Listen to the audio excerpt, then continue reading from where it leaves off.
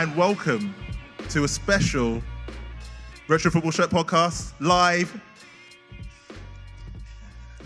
from the Jumpers from Goalposts Festival. Yay! Thank you. I've just got to say how this podcast came about, as always, is because Manzi here is probably a very, very die-hard football shirt collector and has been for many years. And every time he used to come into the office, I'd always go, "What shirt are you wearing?" And then literally we'd have like this mad conversation. And then we go to Classic Football Shirts website, and then literally we go to the clearance section and just literally spend another hour trying to find shirts that are, well, for me anyway, in XL. And obviously because I can't find any other shirts. And the funny thing is we used to have the conversation. So we used to sit opposite each other. So we used to have the conversations across the desk. And the lady who sat next to us, shout out Julie, just went, "Do you know what? You should make this a podcast. It's really funny listening to you two chat about football shirts for half an hour." And I was just like, ding. And then that was it. That was it. And That's here we are. Here we are. So for anyone who hasn't listened to the podcast before, we're basically just two guys, as you can tell, with a passion for shirts. And we just talk a lot of nonsense and lots of crap facts and rubbish stats around the shirts that we like. Usually the way we work things is we both bring a shirt that we want to talk about. We don't know what each other have, so it's kind of a bit of a surprise. And then we focus on a player. But obviously today, we're going to do things a little bit differently because we're joined by two very special guests. Doug, a.k.a. Kitman Doug, for anyone who listens to the podcast will know him as Kitman Doug. Hello. Hello. And Matt, both of them obviously the founders and owners and however you want to describe yourselves of Classic Football Shirts. How would you describe the website, like the biggest football shirt website in the world? Is that fair? Yeah, like as like a collection, we've got over 500,000 shirts in total. So, yeah, it's kind of grown from literally a handful when we started out to, yeah, where we are now. We're like a warehouse with shirts, which is mad, really. We never thought we'd get to that, but yeah, here we are. Yeah. And here's something I've always wondered. Who was your first customer? It was from the website. It was some guy from Norway called Morten. Yeah, I've forgotten his surname, but it was called Morten. He bought a Liverpool '89 home shirt. Yeah. I mean, he probably bought it for about, was it like $64.99? $64.99. Yeah. Now, 13 years later, that same shirt goes for about over 300 quid. So really? yeah, that shows like the appreciation in the value of the shirts over the time. Yeah. But it wasn't even meant to be live. The website is just back then we were testing it out and someone just bought from it. Someone found it. Yeah. Good to see SEO then. Yeah. So it's a bit nerdy. But yeah, so when you started out, what was like the thing? Because you obviously were both fans of football shirts, right? So how did you get into a discussion of like, let's start selling shirts? I don't know. It was like we're finishing uni and revising for our finals, and then just trying to make a bit of money on the side while we're at uni. You know, you try any money-making scheme, and then kind of and then sort of realised eBay back then was like the time before people had cameras on their phones and stuff like that, and you know, you could pick something up for cheap, and you'd think, oh, I'm pretty sure that's worth more than a tenner. You know, a Germany 1990 shirt. I always wanted that shirt. Pick one up for 25 quid. Wow. Me and Matt talking like, pretty sure if you had a proper professional website, you know, where people could come to browse, there's good customer service, you can rely on it, you know, not like eBay, that we could charge a proper price for the shirts.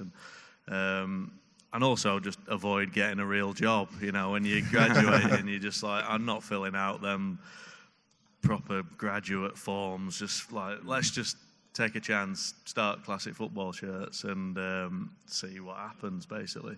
So we just filled a student house full of shirts that we picked up off eBay and local charity shops and everything. Matt's dad cashed in a favour to get us a website, and that was it. Just me and Matt in a student house. We had a lodger with us. Kicked him out so we could get more shirts in. Storage room. Yeah, and that was it. The first couple of months and that were really hard. So we had one time we went like about 4 days without selling a shirt, just looking at each other like, what are we doing? No one's bothered. It used to probably be about a good day would be, about 4 orders, 5 orders at the start. And then, like, it took probably about, the March of 2007 was like where think we first took a wage from it, which was about a year in, like about 9 months in or so. Just lived off from one collection, yeah. Plain pasta and pesto, super noodles, mayonnaise. Yeah, it's just nothing basically. Combination. Just withered away. Could start wearing like size small football shirts, but yeah, it was good fun. We did think. I'm pretty sure in the world. I think our aim was. I think there has our to business be plan was essentially if we could get 10 orders a day and it was like £30 an order, we'd be on like a normal kind of wage for like Manchester. So it'd be like you would be on about 20k a year or something like that, which seemed achievable when you think of how big football is in the world. 10 people to be interested enough to buy an old shirt was kind of where it all came from. That we believed that we could kind of make it as like a living, or even, you know, if we need to get like a part-time job to do it, it'd still be okay. So yeah, 10 shirts a day. Yeah. You'd be panicking now if it was 10 shirts a day. Yeah, we'd be like checking that surely something's crashed. Yeah. But, yeah. So when did you get to the point then when you thought like, we can scale this up, like we need to move out of this house, we've kicked our flatmate out, but we need a bigger room for storage and all that sort of stuff? I think quite early on, even when it wasn't doing particularly well, like you could kind of get a feel that, well, when there wasn't really competition, so it wasn't like no one else was really doing it on like a proper scale. There were a few other websites about at the time, but more kind of like pictures on their bed and that kind of thing. So it was like, yeah, we saw there was an opportunity there, and then everything we made, we put back into shirts. We never really took money out in terms of, you know, to go and do anything for ourselves. It was more everything we made, we'd buy, say you bought one shirt for £10, sold it for 50, you buy 5 more, and then, you know, keep sort of churning it out. So, yeah, I mean, it's still kind of a bit like that now, really. Still the same fundamental thing of just putting everything back into buying shirts. Because you only really get that one opportunity to buy them. You don't really, it's not like you can go and order them from China or anything like that, because they're like originals. It's, you get that one opportunity, and if that the right price, then you'd be stupid not to take it. That's a conversation we have a lot, isn't it? Like, Ooch misses out on a load of shirts because he's too scared to buy it. And I'm like, nah, smash and grab, man. You're like, smash and grab. You got to grab. When it's there, you got to grab it. Yeah, no, it's true. You can't chance it. It's true. It's kind of, we even had a conversation recently about like how the price what's your maximum price you would go up to in getting a shirt. I mean, were there shirts where you actually had in your own collection that you sold on the site anyway and were reluctant to sell it, or were you like, oh, I'll get it back later? Yeah, there were a few like that. I remember went back for Christmas once and took one out my sister's wardrobe that I sold on the website. But she'd moved out, so that's kind of what happens anyway. You get someone's mom that will just be clearing out like the loft or something, and then you'll have people going, I had that shirt, and then be like, oh yeah, like my mum just gave it away for nothing, and now it's like worth a few £100. It can happen quite a lot. I think I always felt like it was our job to help people build their collection, you know, rather than keep all the best stuff for ourselves. And like me personally, I'm obsessed with Italia 90, and I always wanted the Argentina away shirt from the final. Was like an ultimate fantasy, and then we got one, and I just remember like, oh, maybe like, I've got to keep this one. But then I don't know, look at it for my hands. But it's like sometimes it's about the chase and the challenge to get it. And then as soon as you've got it, it's like on to the next chase. So I let it go back into the wild, and hopefully one day I'll be reunited with it. That's amazing. That's quality. Yeah. So what would be like your holy grail of shirt then? Like just a shirt where you're like, it's always changing. I think this is the one. Like, yeah. It's hard to say. I mean, I say Italia 90. We get that shirt back. The Argentinian goalkeeper Goalposts, he saved the penalties in the semi-final against Italy. He had the gold chain hanging out, and it's got like a Tetris type of pattern on it. Wow. Yeah. That one I'd really like. But I mean, like every team seems to have their own holy grail in terms of shirts, because especially in like the 80s, it was quite common that there'd be like a kit clash or like one-off matches where it wasn't like it is now where they make, you know, like shirts to sell in the shop. It was kind of like whatever needed to be done, you know, to play in, they'd do. So it's like Arsenal had a couple of shirts. There was one, we had a customer, which we found this shirt for him. It was Arsenal against Aberdeen, Boys Brigade in it was for the Boys Brigade in 1983 or something like that, and it was like a one-off friendly, like a pre-season friendly. So they wore like a special shirt, and the story was that the players weren't allowed to swap or keep their shirts, so they got auctioned off for the Boys Brigade. We found one ex-Arsenal player that managed to, I think he left just after and he knew he was leaving, so he snuck the shirt. And then we bought his collection off him, and he happened to have that shirt. And this guy, he's British, but he was living in like the US. He's got one of the best Arsenal collections out there. He'd gone to the extent to post on like Aberdeen websites, like asking if anyone had one in their loft. Wow. Been looking for it for like 15 years. And we managed to find that shirt for him. But that was one of the first players that we dealt with. It was, No name. So there's like people do go Part to of that the like contract. Part of the NDA, no names. What's yours each? Holy Grail of shirts.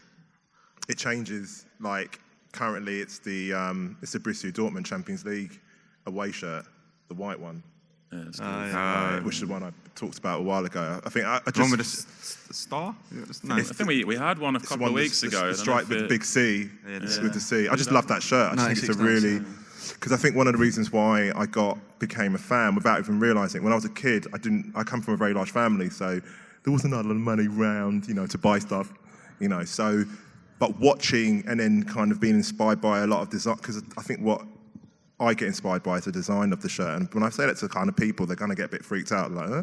But I think designs of football shirts are really understated. I don't think people realise the power of like just a really beautiful design of a shirt and how the impact it can have on a little kid growing up. And I just think that's one of the reasons why I think I've become a bit, without realising it, a huge fan of shirts and just how they looked and how they started. And I'm not a designer. I don't come from a design background. I just love the way that you look at something and go, oh yeah, I love the way they put that on the collar or the badge or stuff like that. So, and most importantly, the sponsor, the kit sponsor, which is really iconic. I think the football shirts, the best thing about them is the power through memories. There's nothing more that you can just glance at, and within a couple of seconds, you're like, bang, like, look, these shirts down here, Romario, Van Basten, Bergkamp. You just remember, it takes you back to where you were when those shirts were being worn, what you were doing, when you were a kid, and then when you grow up, just very powerful. I think that's probably why it's becoming such a big thing now. It's like, we're all here because we're fans of shirts, right? So, or football in some way, and it's like that's become a big part of the culture. And it's like we were having a conversation just before. Like I was wearing a Fluminense shirt in the park the other day, and some Brazilian dude was like jogging past, and he was like, "Hey, Fluminense!" And I was just like, hey. It's just like a weird, like you make a weird connection with people through wearing a shirt. Which is just like I think it's really powerful, isn't it? Definitely. Should we talk about some of the shirts that they brought? Yeah. We've got a few shirts here that these guys wanted to talk through. So should we go one by one? Save the best till last. I think. Yeah, we'll save the best till last. Define which one you think the best is, but yeah. Yeah. So mid-90s Juventus. I mean, it's one of those shirts that kind of everybody should have in their collection. Del Piero, Ravanelli, Vialli, that classic, that team of Juve in the mid-90s when they won the Champions League, and Kappa, with the mid-90s, that a brand like Kappa would make shirts for the biggest teams around. Whereas now it's kind of dominated by Adidas and Nike. There's some like romance of the fact that you had Juve and Barca playing in Kappa shirts with a trim down the sleeves. So what year is this one? 95 to 97 home shirt. I love the Sony sponsor as well. Yeah, I think that's wicked. It's just like when I think of like old school Juventus shirts, I always think Sony sponsor. Yeah. And then there's like the variant with a Sony mini disc. Yeah, Yeah, you can't get more 90s. Think of classic, obviously, Saturdays watching,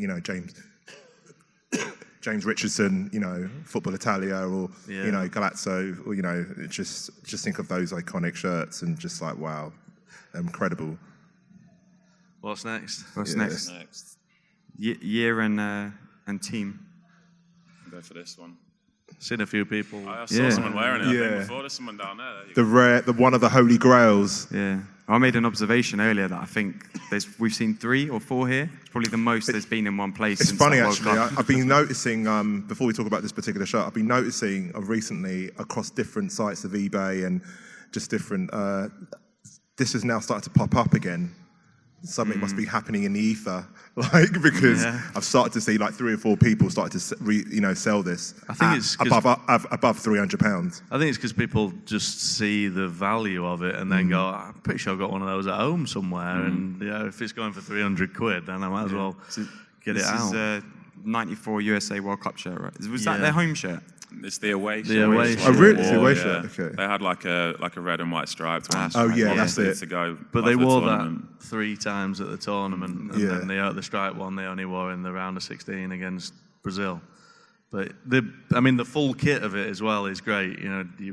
But you've got the. So what, the shorts? Are the shorts? Well, the shorts are red, but it just looks good, and black socks. It's it's a good look. It's a great kit. Alexi Lalas has the hair classic and beard hair. as well. I love the combination of the colours, like the bluey grey, obviously like the white stars, and then like the reds from the sleeves and the numbers. It just makes it all pop out a bit more.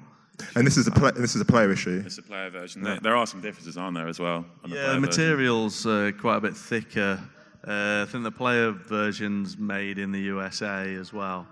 And you couldn't really buy them at the time with the numbers on. So Yeah, I was going to say, I've never seen the ones with numbers on. Yeah. it's but yeah, to have a football shirt that takes the inspiration of the flag of the country. Obviously, you had the Germany shirt from 1990, 88 to 90. And then that was just scaling it up to an even more ambitious level of design. Is it? Have you got all the shirts from both World Cups, from the 1990? No, I mean I'd love to have Right. all of Yeah, them. I thought you were on It's this. got all the teams that England played against. Oh, okay. Yeah. We've got a lot of shirts, Yeah. but not every shirt. Right, next. Next. Go for this one. So this is, what year is this one? This is 94-95 Ajax away shirt. Obviously, it's very well known for being worn in the final Yeah. when they won the Champions League. Those kind of events, I think, always add to a shirt. So even if it can be a particularly good design, if the team's been successful, then it does help. Sorry, I got a fly on me. So I think the Ajax shirt from this year as well was kind of a really nice design, and obviously because it did so well. That's one that will be really good for the future. We managed to pick up quite a lot somehow through Adidas, and they just flew out at a really high price for a current shirt. So The black and the the black and I gold saw that on shirt. your site, and then Yeah. it was like you It said, went within a I few procrastinated, and it went. we had a good few hundred of them, Yeah. and they just because Can't everyone get else them had in sold anymore. out because they've done so well. Yeah, So it's that kind of thing to look for, I think. I mean, for there's another shirt coming up as well that's got a really iconic design but was also successful, and it's those kind of events that make a shirt particularly good. Yeah, Capture the romance the of imagination. romance of it all. What about this shirt in particular makes it so interesting for you? Well, like Matt said, the moment, it was won in the 1995 Champions League final, that young Ajax team, Kluivert, David, Seedorf, and the fact that they won it, and then you've got it's a unique design as well. I don't think any other team had this particular with the crests across it. It's very 90s, I'd say. Yeah. You know what? This is an absolute. I didn't really. Again, it's like when you see the shirt this is actually an incredible shirt because I love the way the design of the Ajax logos within this side, the right hand side of it with the red, and then I didn't realise it was navy, and it's just I think I might have just added that to my want list. Interesting fact for you about the Ajax logo. We only found this out recently because we did a special episode on club badges. I don't know if anyone's heard it, but the Ajax badge.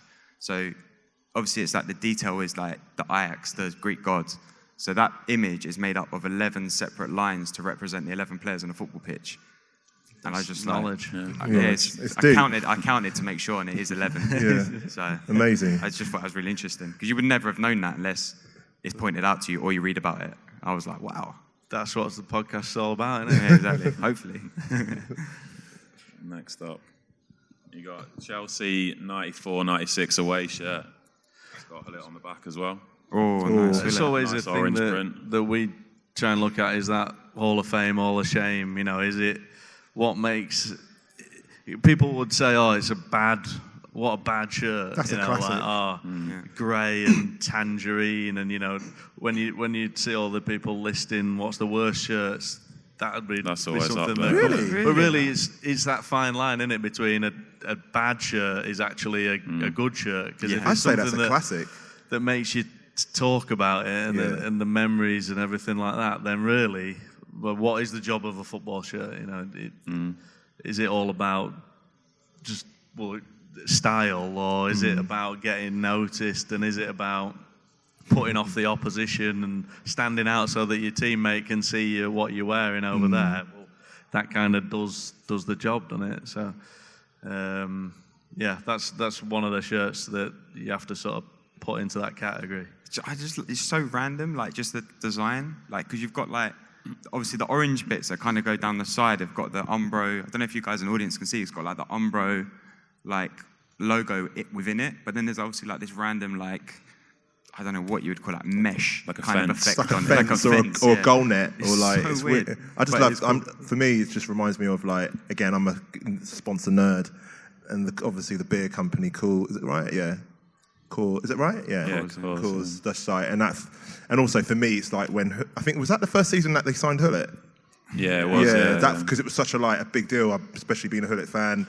Obviously, from his AC Milan and Sampdoria days, and coming to England, it was like, and then becoming a player coach. So it was like, wow, So even though I'm not a Chelsea supporter, but I was a bit like, oh, great. This shirt, and the numbers like velvety as well. Yeah, But it's something that continues, through now, is these shirts that companies and teams bringing out that are about getting noticed. We've had the shirt recently that was covered in frozen prawns. There's the shirts, the muscle shirt that it's got you can see somebody's muscles.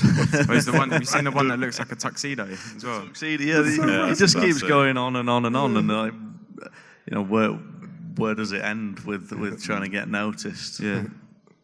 Sweet. Okay. What have we got next? Next up. And then it's This is my favourite. his favourite I one. think it's up there as well, isn't it? Yeah, there we go. Look, There you go. that's me modelling it. If anyone's not next. This So is it's genuinely the my Arsenal favourite shirt. 95-96 away shirt. This is just like a classic shirt, I think, from the 90s. Like, it just says everything about it in terms of like design. There wasn't really any other teams that had the lightning pattern as well. Like Nike did release it as like a teamwear design. I think like when you think about Arsenal in the 90s, this is what you think about as a shirt. I don't think it was the greatest season for him in terms of on the pitch, but obviously signing Bergkamp was like a massive part of it. And this has got Bergkamp on the back. I think that was my favourite feature about it as well, that the Arsenal on the tail of the shirt. You remember people walking around at school and just like, you're always a bit jealous of Arsenal. They always seem to have like something a bit different when it came to shirts compared to the other teams. They do have good shirts, I'm not going to lie. Yeah, Nike always seems to make the effort for them. Yeah. Like even compared to Man United, they used to kind of do something a bit different for Arsenal compared to United. United's always quite plain and simple. Arsenal, they always like the 07 away, the white one was quite a nice one with all the pattern in the shirt. Yeah, I've always wondered like if that's down to the club or whether the like Nike or Adidas will be the ones who be like, oh, we've got this idea. Like, I've always wondered which way round it works. Whether the club are like, all right, we want something special. Yeah, I think it's mainly from the manufacturer, but I think the club obviously do get the final say. They get produce a lot of samples, and then they can choose what they want. It's normally based around like the history and stuff. Yeah. Do you think something like at the time Nike had something to prove because they were kind of entering the game late in the kind of there was the dominance of Lotto, Diodora. He had Umbro, and so they didn't really start doing shirts they were like quite late into the game. Yeah, well, that was the first Premier League. The first Premier League shirt, Yeah, so definitely a classic. Definitely a classic. And then And finally, the final one. this is also one of our favourites, isn't it? Yeah, the Holy Grail. Holland 1988 home shirt, as worn at the Euros when they won it. Wow. But this is a match worn as well. This is it Koeman's, I think. Yeah, it's Ronald Wow. Koeman's actual Koeman's shirt. That. So I mean, that in terms of like the value of football shirts, if you think every every shirt starts life at £50 in a sports shop. You know, that's the shirt that has gone up the most in terms of Really? could have, once upon a time you could have gone into a sports shop and paid £50. Now that goes for about £750 in As a replica. as a replica. As a replica. As a replica. Yeah. I mean, as a match, you know, you make the Thousands, price yeah. up. It's crazy, yeah, the demand for that shirt. So is that one over the West Germany, like that's, Well, they're kind of like they're kind of like the Germany one's a bit more common to find because Okay. obviously it was like a couple of years later and they Yeah. won the tournament. So, and it was released for about 3 years, the Germany shirt, whereas that was only used there wasn't used in any other matches apart from the tournament. So Yeah. it obviously makes it rare if you've only got like a year to buy it. Whereas the Wow. Germany one was 88 to 88 91. to 91, Yeah. Wow, that's amazing. What's the most expensive shirt you've sold then? I mean, we've sold a few shirts for 5 figures. Really? Which is crazy, you know, for thanks. Someone clapping? Was it you that bought it? Which is obviously crazy for a football shirt. But I mean, you look at one of the world record back in like 2002 was one of Pele's shirts from the 1970 World Yeah. Cup, and that back then sold for over £120,000. Is like Jeff Hurst's shirt from the 1966 World Cup final is being tried to be sold for £500,000. I mean, really, we do see them as kind of antiques and art. You know, there's no reason why in the years to come they are a good investment. You know, if you think our sale price 5 years ago is our cost price. Yeah. You know, Wow. they're always going up and up and up. And it's not all our I mean, fault. there's probably quite a lot that we wouldn't sell. Like we probably wouldn't sell that just because we don't necessarily. It's not just about the money for us. It's more about we can use that for events, like even to bring it here and to show it off. And you know, if we go and meet certain players or do filming with people, we can take that, or we do the exhibitions. You know, that's a big part of it, is allowing other people to enjoy it. So we'll try and source the best shirts that we can display. And like, if we come to do, you know, we're doing like the What I Wore with like BT, we can then bring shirts like that and the players can look at it and then you get, you know, the pictures and everything.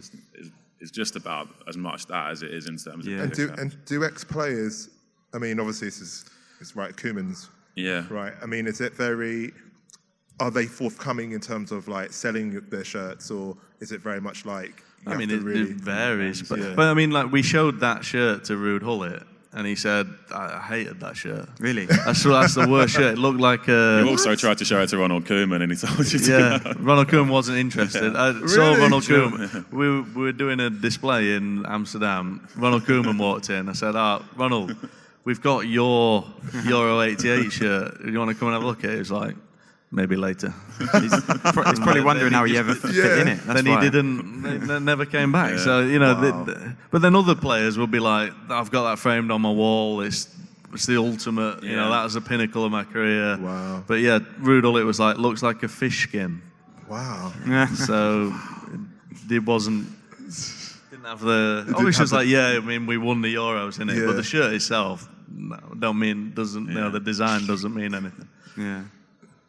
We met the person that designed it, didn't we? And they said it was like a template that they just put in orange, and then it's not like they designed it just for Holland. It's like I think there's other variants Oh, of really? them as well. Yeah, there's Okay. like a Dortmund. Well, West Germany wore it before Holland even. Did they? Yeah, Wow. they wore it in April '88, and then obviously, but it's the Holland. You know, Holland are the team that got the glory in it. So Yeah. I mean, Germany beat England in the 1990 semi-finals, wearing that in green. So, but yeah, it's just that. Have you ever thought of like going into that kind of realm of designing your own shirts? Not really. I mean, Okay. it's sort of kind of we did like a design for Sheffield FC when we were sponsoring them. Right. That was like a custom design. But in terms of that, we're so busy anyway. We've got, like we said before to you, we've got so much stock to process. Oh my God. that it's hard to kind of keep up with that. So You guys have got so much stock. Yeah. too much stock, I think. Really. Sounds like it's like a year in waiting. Yeah, the stuff we probably bought years ago that's still just sat in a container somewhere that we've not managed to get to yet.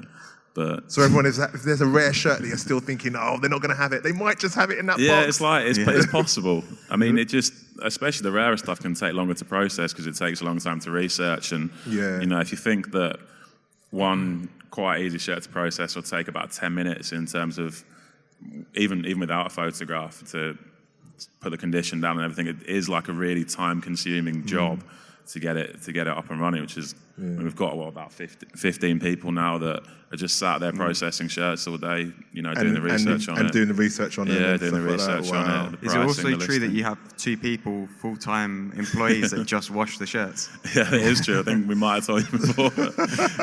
As like a product maintenance, yeah, we didn't ever think that would ever be the case. That it would be having 2 people full time to tidy the shirts up and to wash them and get You them ready should make to go their job out. title Kit Man. That's what they should be. Should be the Kit Yeah, Man. yeah, that's a good idea. Product Let's maintenance go with sounds a that. bit like stack the Yeah. shelves. Yeah. You should be the Kit Man.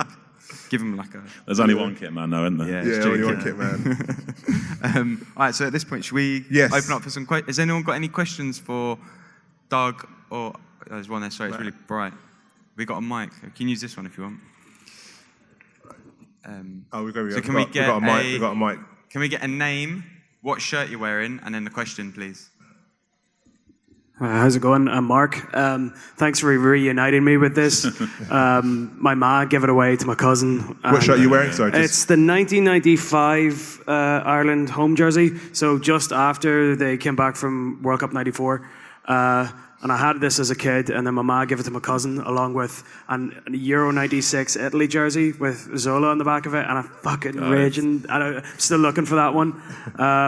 It's in their shipping container Yeah, somewhere. probably will Somewhere. buy it at some point, like, you know. But I think Ireland were the only jersey to ever have sponsors on the front of it, although they don't play with the sponsors on it. But Ireland, one of the things about Republic of Ireland jerseys is that I'm not too keen on the sponsors, like, going forward. But the Opel one was always a classic for me, anyway. But yeah, it's a weird one, that. But question I was going to ask, speaking about sponsors, you put out a tweet there the other day about comparing sponsors in 1992 Premier League to sponsors now, and the big thing that sticks out is like 50% of them are sports betting companies. So what do you think it says about the game these days? Well, I think it just shows like that there's so much money now in like the game that's in terms of sponsorship, money talks, I think. And I mean, when you look at it, it tends to be the teams at the lower half of the table, so maybe they can not be quite as selective as, you know, like a Man United or an Arsenal or, you know, like a Chelsea in terms of the betting companies. I don't think any of those teams have yet to have a betting sponsor, so it just shows. Tottenham, maybe. Yeah, Tottenham have previously, haven't they? They don't count, though. Yeah. They don't count as big team. What? Shut up. So I think giant. maybe when you look at it like that, it shows that the lower teams can't afford to take the risk of relegation. And in term, if they're getting like a few million more pounds a year to get a few more players in, maybe that's the reason why it's like that, I guess. Yeah, but you do think, how long will it last for that they can, you know, you're not allowed to have an alcohol sponsor or a, you know, cigarette sponsor anymore. So Yeah, there are like certain countries where you can't have, you know, like a betting company as a sponsor. There's certain shirts that we get where like a team will play away in like a certain country and they're not allowed to wear like either like an alcohol sponsor, like Liverpool when they were sponsored by Carlsberg quite often had to wear a shirt without a sponsor. yeah, So yeah, we'll see. yeah, we'll see what the future has got to hold for football shirts sponsorship.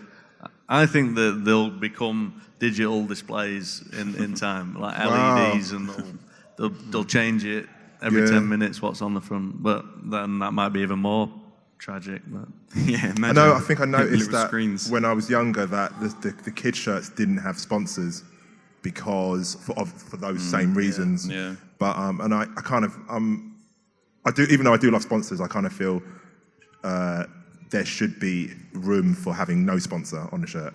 But I don't think so. I think I just some of the, that's like the the best campaign now, shirts, isn't it? yeah. But you know, obviously Barcelona for all those years didn't have a sponsor, and it didn't affect like the aesthetic of the shirt. If anything, it made it stronger. So there is something to be said for going back to unsponsored shirts. And what did you think about the Paddy Power Huddersfield campaign? Well, I don't know if you call it a campaign, but Yeah, it's not really a campaign, it's more a marketing campaign, I guess, than anything else.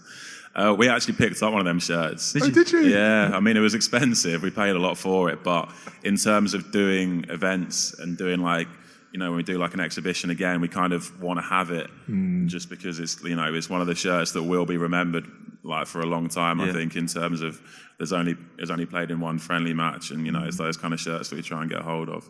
I mean, it was really clever. You got fair play to them in terms of it caused a real wave on like social media. So it worked.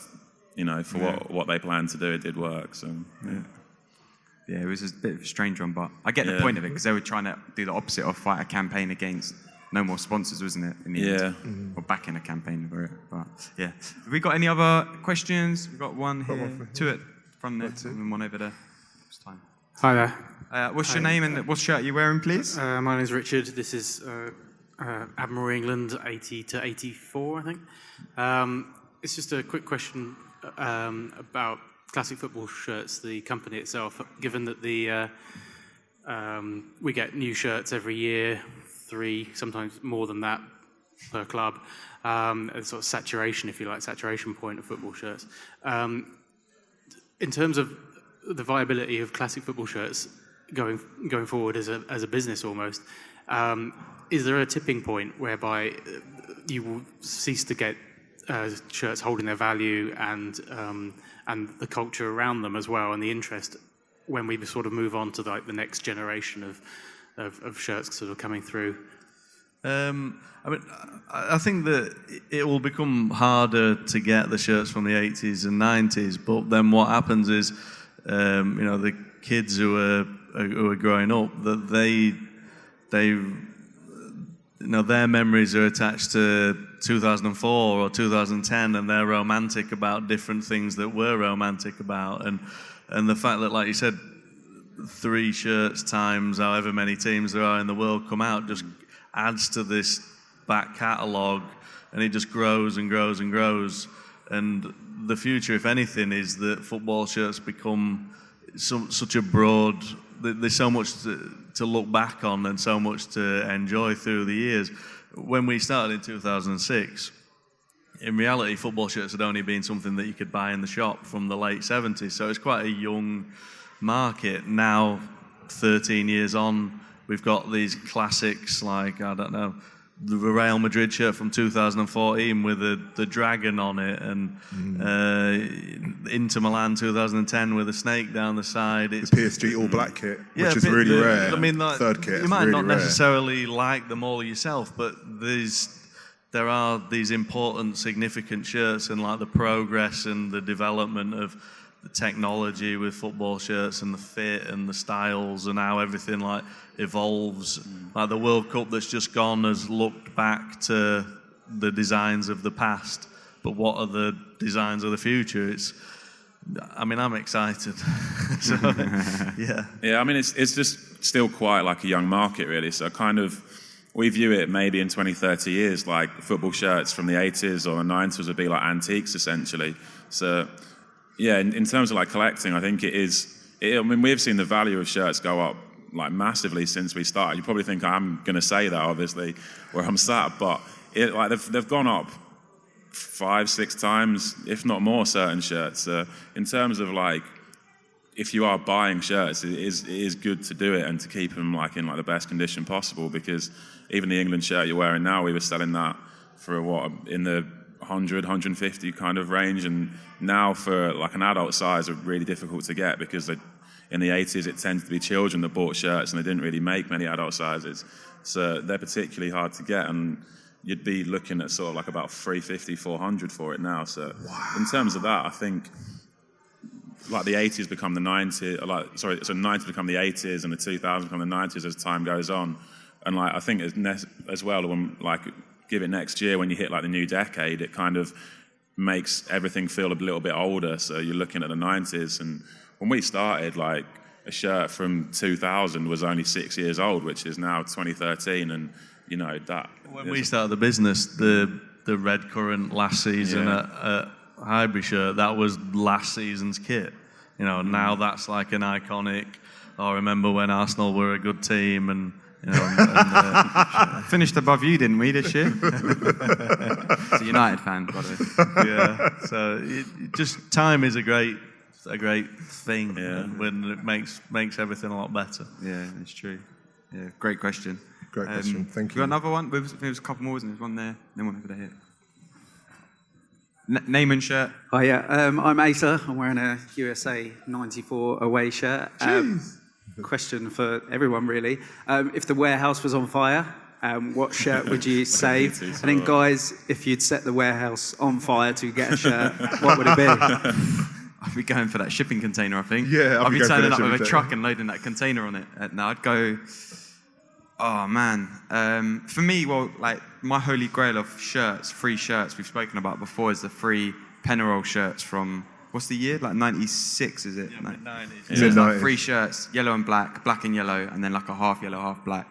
Amazing set of kits. Like, yeah, if they were in stock. You can only have one. Yeah, only one of the three of them. Nah, they come as a package. So I'll go for the home one, the yellow and black one of those. I think I would go for that Penarol one, the black one. I just love it. Just love the fact that all black, palmolette on the top on the back, right at the back, palmolette across. Just really simple, iconic design from the Uruguayan team. You just can't get hold of it. That's Yeah. the main issue. You can only get it on like websites that are like the eBay of South America. Yeah. But you can't register for it unless you have an address in South America. Yeah. One of the shirts that I constantly search. Well, one of the shirts I constantly search again is the AC Milan Motta design, which I only wore for 4 years. I think it's between 92 and 90. Yeah, from 92. Like, it's the classic, you know, Baresi, Maldini. It's the one that Desai. And it's funny because that one is, I've seen it, you can get it quite a lot of my size, but I think I've never seen it for my size in a short sleeve, because sometimes I prefer short sleeve than a long sleeve. I'd probably say the Arsenal 95 away as well, but if it's burning down, you could probably find another one of them. So it'd have to be like a match-worn version of it, I think. Which player? Which player? Well, obviously Bergkamp. We don't have that, unfortunately, but if we did, then I'd do that. I mean, for me, it was one of the first shirts I remember really growing up. I'd be about 10 at the time, and you know, like, I think I got it for Christmas, and it's that, you know, you always remember those kind of things, that like shirts that you got in particular moments. Or I used to go to Highbury all the time in it. You know, it's that, it just takes you back to a certain time. So yeah, for me it'd be that one. Nice. If the warehouse was burning down, I'd just stay in it. Captain goes down with a ship. Just go out in style, I think. I mean, what's the point? So I couldn't Couldn't live with yourself after it. What do you do after that? So, But what shirt would you be wearing as it burned I'd be down? trying to put them all of it. Like, so put that one on, put that one on. Yeah, I don't know. Like Matt said, I think the first shirt that you have as a kid is something that always means a lot to you. And yeah, that one, Man United 1990 home shirt. That one I got for my 5th birthday, and yeah, in my office I've got that. I always like the match worn ones. You couldn't buy the long sleeves, and like I always wanted that with a long sleeve, number 10. Is that the one you've got a picture with David Pleat with? Or? David? Oh no, that's my desktop screensaver is me and Graham Taylor, but that's a different thing.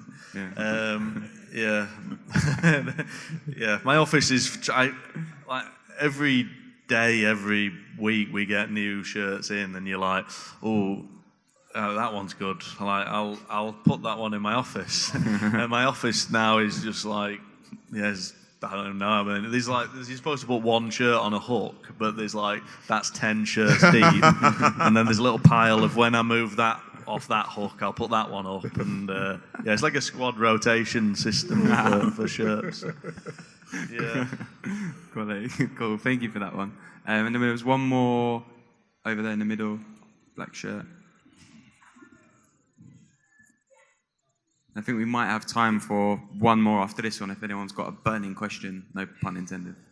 My name's Paul. I didn't wear my shirt. I got a Hungary 77 to 80 Adidas one off you about 10 years ago, I think. but it'd be a bit offensive if I try to wear it.